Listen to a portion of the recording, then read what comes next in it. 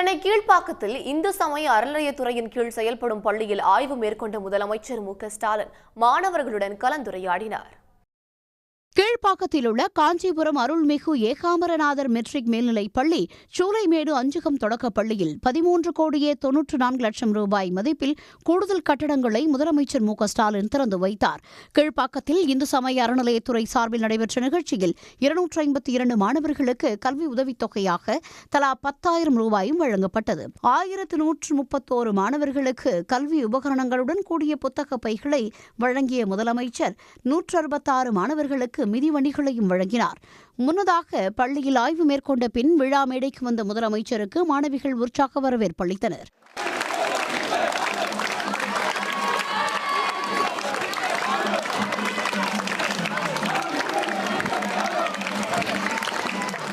இந்த நிகழ்ச்சியில் முதலமைச்சருடன் அமைச்சர் சேகர் பாபு, ஆதீனங்கள், ஜீயர்கள் உள்ளிட்ட பலர் கலந்து கொண்டனர். உடனுக்குடன் செய்திகளை தெரிந்து கொள்ள சன் நியூஸ் பெல் ஐகானை கிளிக் பண்ணுங்க.